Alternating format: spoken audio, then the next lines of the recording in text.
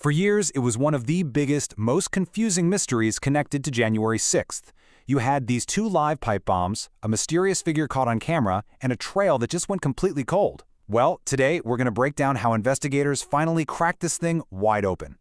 So let's go back. It's the evening of January 5th, 2021. Washington, D.C. is on edge, getting ready for the next day's protests. And while all that's happening, someone is moving through the quiet streets of Capitol Hill.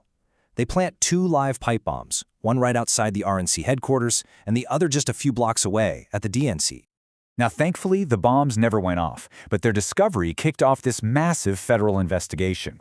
And despite a huge reward and thousands of leads, the case just stopped. It went cold. And for years, everyone from law enforcement to us was left asking the exact same question: who did this? After all those years of dead ends, of speculation, of just plain not knowing, a breakthrough finally came. And now we actually have an answer. So you have to wonder, right? How does a case that stumped the best investigators for so long finally get solved? Well, here it is. This arrest was the moment everything changed. The first time a suspect was ever publicly named. Brian Cole Jr., a man from Virginia living just outside D.C., was taken into custody. He was charged with explosives offenses, and just like that, the multi-year hunt was over. And what's really fascinating is how they got him. According to the Attorney General, it wasn't some dramatic last-minute tip. There was no secret witness who came forward. It was something much more methodical. Just a fresh, determined look at all the evidence they already had. To really get how this breakthrough happened, we've got to go back to the night of the crime itself. Okay, check out this timeline. The surveillance video shows the suspect placing that first bomb near the DNC just before 8 p.m. Then, only 22 minutes later, the second bomb is left at the RNC. But here's the crucial part. They weren't found until the next afternoon, right as chaos was breaking out at the Capitol.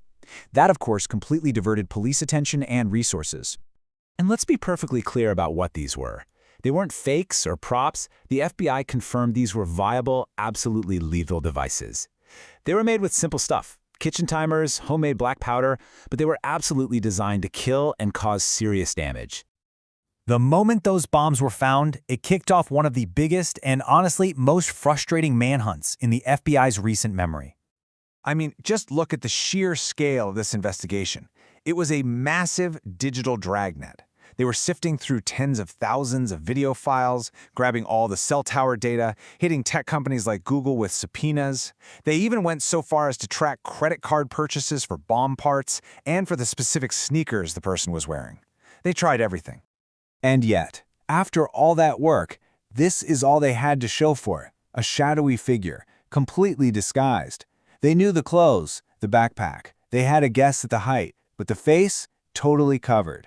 The most important details were a complete and total blank.